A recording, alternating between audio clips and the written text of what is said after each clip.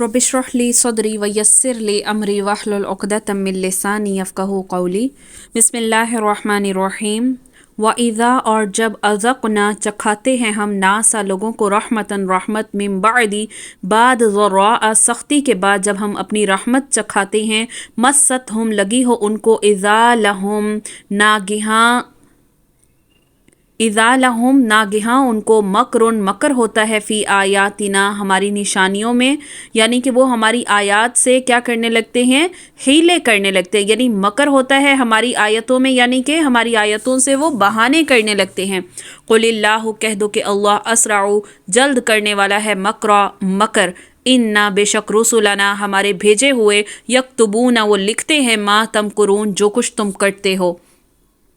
और जब हम लोगों को इस अमर के बाद कि उन पर कोई मुसीबत पड़ी हो, किसी नेमत का मज़ा चखाते हैं, तो वो फ़ौरन ही हमारी आयतों के बारे में चालें चलने लगते हैं। आप कह दें कि अल्लाह चाल चलने में तुमसे ज़्यादा तेज़ है, बिल यकीन हमारे फ़रिश्ते तुम्हारी सारी चालों को लिख रहे हैं। तो मुसीबत के बाद नेमत का मतलब है कि तंगी, कहत साली या मसाइब के बाद रिज़्क़ की फरावानी हो जाए या मईशत के असबाब वाज़े हो जाएं। तो इसका मतलब है कि हमारी उन नेमतों की कदर और उन पर अल्लाह का शुक्र ये लोग अदा नहीं करते, बल्कि कुफ्र और शिर्क करते हैं। यानी उनकी वो बुरी तदबीर है जो अल्लाह की नेमतों के मुकाबले में वो इख्तियार करते हैं। उसके बाद फरमाया कि अल्लाह ताला उससे ज़्यादा क्या करने वाला है, बहुत जल्द हीला करने वाला है, यानी अल्लाह की तदबीर इनसे कहीं ज़्यादा तेज़ है और वो जो इख्तियार करते हैं, और वो ये है कि उनका मुआख़ज़ा करने पर वो कादिर है।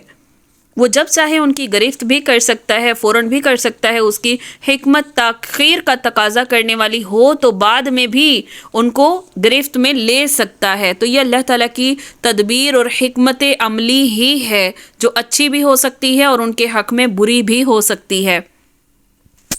वल्लज़ी, वही है जो युसय्यिरुकुम, चलाता है तुम्हें, फिल बर्रि, जंगल में, वल बहरी, और दरिया में, हत्ता, यहाँ तक कि इज़ा, जब कुंतुम, होते हो तुम, फिल फुल्की, कश्तियों में, वजरईना, और जारी होती हैं कश्तियाँ, बिहिम, साथ उनके, बिरीहिन, हवा के साथ, तय्यिबतिन, अच्छी के, व फरीहो, और खुश होते हैं, बिहा, उसके साथ, जाअतहा, आती है उनको, रीहुन, हवा, आसिफुन,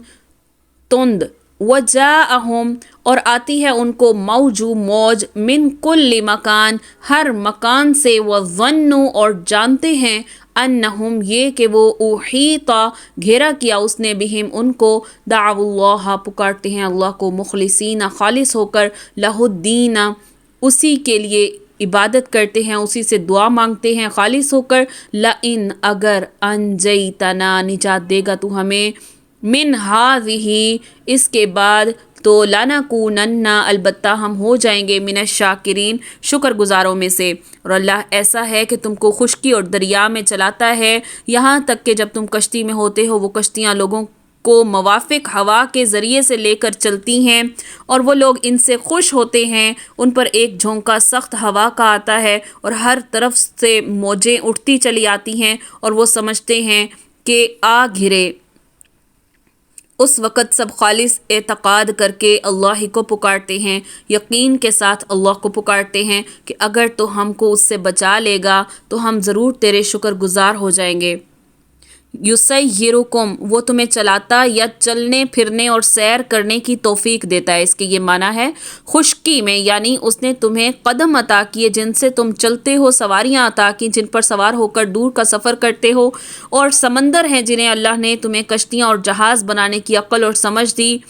और तुमने वो बनाई और उनके ज़रिए तुम समंदर का सफ़र करते हो। उहीत बिहिम, इसका मतलब है कि जिस तरह दुश्मन किसी कौम या शहर का इहाता यानी मुहासरा कर लेता है और दुश्मन के रहमो करम पर तुम हो जाते हो, इसी तरह सख्त हवाओं के तलातुम में, मौजों में तुम घिर जाते हो और मौत सामने तुम्हें नज़र आती है। फिर वो क्या करते हैं, वो गैरुल्लाह की मलावट नहीं करते, फिर वो आम हालात में जैसे किया करते थे, अब यहाँ पर वो क्या करते हैं, अल्लाह के बंदे बन जाते हैं, अल्लाह से इख्तियारात वाबस्ता कर लेते हैं, और क्या कहते हैं कि हम अल्लाह का कुर्ब तलाश करते हैं, और क्या कहते हैं कि اگر تو نے ہمیں اس مصیبت سے نجات دے دی تو ہم کیا کریں گے؟ ہم تیرے شکر گزار ہو جائیں گے۔ یعنی اب ان کے منہ پر کسی بت کا نام نہیں آیا، اب ان کے منہ پر صرف اللہ کا نام آیا۔ دوسری بات یہ معلوم ہوئی کہ مشرکین جب اس طرح مصائب میں گھر جاتے ہیں تو اپنے خود ساختہ معبودوں کی بجائے صرف ایک اللہ کو پکارتے ہیں۔ اسی طرح اکرمہ بن ابی جہل رضی اللہ عنہ کے بارے میں آتا ہے کہ جب مکہ فتح کیا تو یہ وہاں سے فرار ہو گئے۔ باہر کسی جگہ جانے کے لیے کشتی میں سوار ہوئے تو کشتی طوفانی ہواؤں کی زد میں آ گئی، جس پر ملا نے کشتی میں سوار لوگوں سے کہا کہ آج اللہ واحد سے دعا کرو، تمہیں اس طوفان سے اس کے سوا کوئی نجات دینے والا نہیں ہے۔ تو حضرت اکرمہ رضی اللہ عنہ کہتے ہیں میں نے سوچا اگر سمندر میں نجات دینے والا صرف ایک اللہ ہے تو خشکی میں بھی تو یقیناً نجات دینے والا وہی ہے۔ یہی بات تو محمد صلی اللہ علیہ وسلم کئی سالوں سے کہتے آ رہے ہیں۔ تو انہوں نے فیصلہ کیا اگر یہاں سے بچ کر زندہ نکل آیا تو مکہ واپس جا کر اسلام قبول کروں گا، اور یہ نبی صلی اللہ علیہ وسلم کی خدمت میں حاضر ہوئے، مسلمان ہو گئے۔ تو افسوس ہے امت محمدیہ کے عوام پر کہ جو مختلف طرح کے شرک میں پھنسے ہوئے ہیں اور اللہ کی طرف رجوع کرنے کی بجائے اپنے فوت شدہ بزرگوں کو مشکل کشا سمجھتے ہیں، انہی کو مدد کے لیے پکارتے ہیں۔ فلما پس جب ان جاہم نجات دی ہم نے انہیں، اذن ناگہانی آفت سے، ناگہانی مصیبت سے، ہم وہ یبغون وہ سرکشی کرتے ہیں، فی الارض زمین میں، بغیر الحق ناحق، یا ایھا الناس اے لوگو، انما بے شک، بغیکم تمہاری سرکشی، علی انفسکم تمہاری جانوں پر ہے، متاع الحیات الدنیا لے لو فائدہ دنیا کی زندگی کا، ثم پھر الینا ہماری ہی طرف، مرجعکم تمہارا لوٹ کر آنا ہے، فینبئکم پس خبر دیں گے ہم تمہیں، بما کنتم تعملون اس کی جو تم عمل کرتے تھے۔ پھر جب اللہ تعالیٰ ان کو بچا لیتا ہے تو فوراً ہی وہ زمین میں ناحق سرکشی کرنے لگتے ہیں۔ تو اے لوگو یہ تمہاری سرکشی تمہارے لیے وبال ہونے والی ہے، دنیاوی زندگی کے چند فائدے ہیں، پھر ہمارے پاس ہی تم کو آنا ہے، پھر ہم سب تمہارا کیا ہوا تمہیں بتا دیں گے۔ تو یہ انسان کی ناشکری کی عادت کا یہاں پر ذکر کیا جا رہا ہے کہ تم یہ ناشکری اور سرکشی چاہے تو کر لو، 4 دن کی زندگی سے فائدہ اٹھا سکتے ہو اٹھا لو، آخر کار تمہیں آنا تو ہمارے پاس ہے، پھر تمہیں جو کچھ تم کرتے رہے ہو ہم تمہیں بتائیں گے اور ان پر تمہیں سزا دیں گے۔ انما بے شک، مثل الحیات الدنیا مثال دنیا کی زندگی کی، کما ان جیسے پانی ہے، انزلناہ اتارا ہم نے اسے، من السماء آسمان سے، فاختلط پس مل گئی، اختلاط آ گیا، بھی اس کے ساتھ، نبات الارض زمین کی سبزے میں، زمین کا سبزہ، مما اس سے جو یأکل الناس کھاتے ہیں لوگ، والانعام اور مویشی کھاتے ہیں، حتی یہاں تک کہ اذا جب اخذت الارض پکڑتی ہے زمین، زخرفہا بناؤ اپنا، وزینت اور زینت پکڑتی ہے، وظن اور جانتے ہیں اہلھا اس کے رہنے والے، انہم کہ وہ قادرون قادر ہیں، پوری دسترس رکھتے ہیں، علیہا اس پر، اتاہا آتا ہے اس پر، امرنا ہمارا حکم، لیلا و نہارا رات کو یا دن کو، فجعلناہا پس کر دیتے ہیں ہم اس کو، حسیدن کٹی ہوئی، کأن لم گویا کہ نہیں، تغن بالامس بسے تھے وہ کل کو، یعنی کہ وہاں کل کچھ بھی نہ تھا، ہم اسے ایسا کر دیتے ہیں، کذالک اسی طرح، نفصل ہم بیان کرتے ہیں، آیاتی نشانیاں، لقوم ایسی قوم کے لیے، یتفکرون جو غور و فکر کرتی ہے۔ تو دنیاوی زندگی کی حالت تو ایسی ہے جیسے ہم نے آسمان سے پانی برسایا، پھر اس سے زمین کی نباتات جن کو آدمی اور چوپائے کھاتے ہیں خوب گنجان ہو کر نکلی، یہاں تک کہ جب وہ زمین اپنی رونق کا پورا حصہ لے چکی، اس کی خوب زیبائش ہو چکی اور اس کے مالکوں نے سمجھ لیا کہ اب ہم اس پر مکمل قابض ہو چکے، تو دن میں یا رات میں اس پر ہماری طرف سے کوئی عذاب آ پڑتا ہے، سو ہم نے اس کو ایسا صاف کر دیا جیسے کل وہ موجود ہی نہ تھی، اور ہم اس طرح آیات کو بیان کرتے ہیں تاکہ ایسے لوگوں کے لیے بیان کرتے ہیں جو سوچتے ہیں۔ فاختلط به نبات الارض، اس کے 2 مفہوم ہیں، ایک یہ کہ بارش کے پانی سے پیداوار اس کثرت سے پیدا ہوئی کہ آپس میں ایک دوسرے سے یوں ہو گیا کہ ایک پودے کی شاخیں دوسرے میں جا ملیں اور دوسرے کی پہلے میں، یعنی اس قدر کثرت ہوئی، اور اس کا دوسرا مفہوم یہ ہے کہ پانی سے جو پیداوار یا نباتات حاصل ہوئی وہ انسانوں چوپایوں کے لیے ملی جلی یا مشترکہ تھی، جیسے گندم کے دانے ہیں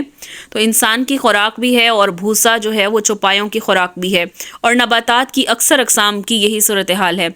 اس آیت میں دنیا کی بے ثباتی کی مثال ہے کہ جس طرح نباتات پر جوبن آتا ہے، پھلوں پھولوں کے مختلف رنگ ہوتے ہیں، زمین کے اس خطے کو خوب زینت بخشتے ہیں، اسی طرح انسانوں پر بھی جوانی آتی ہے جب اسے دنیا کی ہر شے حسین نظر آتی ہے اور وہ دنیا کی رعنائیوں میں پوری طرح اپنا دل لگا لیتا ہے اور کیا سمجھتا ہے کہ اب کچھ دن مزے اور عیش و آرام سے گزریں گے، زندگی کا لطف اٹھائیں گے، اتنے میں اسے اللہ کا حکم یعنی موت آ جاتی ہے۔ اور اسی طرح جس طرح کھیتی پر ناگہانی آفت آنے سے اس کے کٹ جانے کے بعد چند دنوں تک اس کا وجود ختم ہو جاتا ہے، اسی طرح مر جانے والا انسان بھی تھوڑی دیر بعد، تھوڑی مدت بعد لوگوں کے دلوں میں فقط ایک نام کی صورت رہ جاتا ہے، اور پھر ایک ایسا وقت آتا ہے کہ جب اس کا نام بھی مٹ جاتا ہے۔ واللہ، اور اللہ یدعو، وہ بلاتا ہے الی دار السلام، سلامتی کے گھر کی طرف، یہدی، وہ راہ دکھاتا ہے، من یشاء، جسے وہ چاہے، الی صراط مستقیم، سیدھے راستے کی طرف۔ دنیا کی اس فانی زندگی کے مقابلے میں آخرت کی پائیدار اور لازوال زندگی ہے جس کی زینت اور عنایاں اس دنیا سے بہت زیادہ ہیں۔ اللہ تمہیں اس سلامتی کے گھر کی طرف بلا رہا ہے جہاں کسی آسمانی یا زمینی آفت کے آ پڑنے کا کوئی خطرہ نہیں ہے، وہاں موت کا خطرہ بھی نہیں ہے، اور وہاں تک پہنچنے کا راستہ بھی بتا دیا کہ دنیا کے جو فریب ہیں اور یہ جو فانی زندگی ہے یہ تمہیں متاثر نہ کر دے، بلکہ اللہ کی دعوت پر لبیک کہتے ہوئے اس ہر آفت سے محفوظ گھر کی طرف قصد کر لو، ارادہ کر لو، جہاں فرشتے بھی تمہارے لیے سلامتی کی دعائیں کریں گے اور خود اللہ تعالیٰ کی طرف سے بھی تمہیں سلام پہنچے گا۔ للذین، ان لوگوں کے لیے، احسنوا، جو نیکی کرتے ہیں، حسنہ، نیکی ہے، وزیادہ، اور زیادتی ہے، ولا یرحق، اور نہ ڈھانکے گی، وجوہہم، ان کے چہروں کو، قطروں، سیاہی، ولا ذلہ، اور نہ ہی ذلت، اولئک، یہ لوگ، اصحاب الجنہ، رہنے والے ہیں جنت کے، ہم فیہا خالدون، اس میں ہمیشہ رہیں گے۔ جن لوگوں نے نیکی کی ہے ان کے لیے خوبی ہے، اور مزید یہ کہ ان کے چہروں پر نہ سیاہی چھائے گی نہ ذلت، اور یہ لوگ جنت میں رہنے والے ہیں اور اس میں ہمیشہ رہیں گے۔ تو سیدنا صہیب رضی اللہ عنہ کہتے ہیں کہ رسول اللہ صلی اللہ علیہ وسلم نے فرمایا، جب جنت والے جنت میں داخل ہو جائیں گے تو ایک پکارنے والا پکارے گا کہ تم سے اللہ نے ایک اور وعدہ کر رکھا ہے جسے وہ پورا کرنے والا ہے۔ جنتی کہیں گے، ہمارے چہرے روشن نہیں ہوئے یا اس نے ہمیں دوزخ سے نجات نہیں دی، تو جنت میں داخل نہیں کر دیا، اب کون سی ایسی کمی رہ گئی ہے؟ تو رسول اللہ صلی اللہ علیہ وسلم نے فرمایا، تب اللہ تعالیٰ حجاب کو ہٹا دے گا۔ اللہ کی قسم، جنتیوں کو جو کچھ بھی ملا ہوگا ان سب چیزوں سے زیادہ محبوب انہیں اللہ کا دیدار ہوگا۔ سبحان اللہ۔ اور اس کا دوسرا مطلب یہ ہے کہ نیکوکاروں کو صرف ان کے اعمال کا اچھا بدلہ ہی نہیں ملے گا، بلکہ اللہ کے فضل و کرم سے اس سے بھی زیادہ ملے گا، اور 10 گنا تک ملے گا، 10 گنا سے بھی زیادہ، 700 گنا تک بھی مل سکتا ہے اگر اس کی نیت میں فطور نہ ہو۔ اور اسی طرح اور اس سے زیادہ بھی مل سکتا ہے، جبکہ بدکاروں کو اتنا ہی بدلہ دیا جائے گا جتنی برائی انہوں نے کی ہوگی، یعنی قیامت کے اس لمبے دن میں جس کی مدت اس دنیا کے حساب سے 50,000 برس کے برابر ہے، کسی وقت بھی نیک اعمال کرنے والوں کے چہروں پر ایسی سیاہی ذلت نہیں چھائے گی جو کفار اور فاجروں کے چہروں پر چھائی ہوگی، بلکہ جنتیوں کے چہرے کیا ہوں گے؟ تر و تازہ ہوں گے، بارونق ہوں گے، نورانی ہوں گے، اور وہ اس میں ہمیشہ رہیں گے۔ والذین، اور جن لوگوں نے کسبوا، کمایا، سیئات، برائیاں کمائیں، جزاء، بدلہ ہے، سیئات، برائی کا، بمثلھا، اسی کی مثل، وترہقہم، اور ڈھانکے گی ان کو، ذلہ، ذلت، ما لہم، نہیں ہے ان کے لیے، من اللہ، اللہ کی طرف سے، من عاصم، کوئی بچانے والا نہیں ہے، کأنما، گویا کہ، اغشیت، اوڑھائے گئے ہیں، وجوہہم، ان کے چہرے، قطعا، ٹکڑے، من اللیل، رات کے، مظلما، اندھیری۔ اولئک، یہی لوگ، اصحاب النار، آگ کے رہنے والے ہیں، ہم فیہا خالدون، اور اس میں ہمیشہ رہیں گے۔ اور جن لوگوں نے برے کام کیے ان کی سزا بھی بری، اور ان کی ذلت ان پر چھائی ہوگی، ان کو اللہ تعالیٰ سے کوئی نہ بچا سکے گا، گویا ان کے چہروں پر اندھیری رات کے پرت لپٹ دیے جائیں گے، ٹکڑے کے ٹکڑے اڑا دیے جائیں گے، اور یہ لوگ دوزخ میں رہنے والے ہیں اور اس میں ہمیشہ رہیں گے۔ یعنی اس دنیا میں جب کوئی مجرم پکڑا جاتا ہے یا اپنی رہائی سے مایوس ہو جاتا ہے تو اس کے چہرے پر سیاہی اور ذلت آ جاتی ہے، اور یہ لوگ عادی مجرم ہوں گے تو پھر ان کے بچاؤ کی کوئی صورت نہیں ہوگی، تو ان کے چہروں پہ اس قدر تاریکی چھا رہی ہوگی جیسے اندھیری رات کا کچھ حصہ ان کے چہروں پر جما دیا گیا ہو۔ وَيَوْمَ، اور جس دن نحشرهم، اکٹھا کریں گے ہم ان کو، جمیعاً ان سب کو، ثم پھر نقول، ہم کہیں گے للذین، ان لوگوں سے، اشرکوا جو شریک لائے تھے، مکانکم، کھڑے رہو اپنی مکان پر، انتم تم، وشرکاؤکم، اور تمہارے شریک، فزیلنا، پس کیا کریں گے ہم، تفرقہ ڈال دیں گے، بینہم، ان کے درمیان، وقال، اور کہا، شرکاؤہم، ان کے شریکوں نے، ما کنتم، نہیں تھے تم، ایانا، ہم کو، تعبدون، پوجا کرتے۔ اور وہ دن بھی قابل ذکر ہے جس روز ہم ان کو جمع کریں گے، پھر مشرکین سے کہیں گے تم اور تمہارے شریک اپنی جگہ ٹھہرو، پھر ہم ان کی آپس میں پھوٹ ڈلوا دیں گے، ان میں تفرقہ ڈلوا دیں گے، اور ان کے وہ شرکا کہیں گے کہ کیا تم ہماری عبادت نہیں کرتے تھے۔ زیل کے معنی کسی چیز کو اس کے اصل مقام سے ہٹا کر اس طرح الگ کر دینا ہے جس سے وہ دوسروں سے ممیز ہو جائے۔ یعنی میدان حشر میں پہلے تو ہم مشرکوں کو اور ان کے معبودوں کو کہیں گے نا کہ تم اپنی جگہ کھڑے رہو، پھر عبادت کرنے والوں کو الگ اور معبودوں کو الگ الگ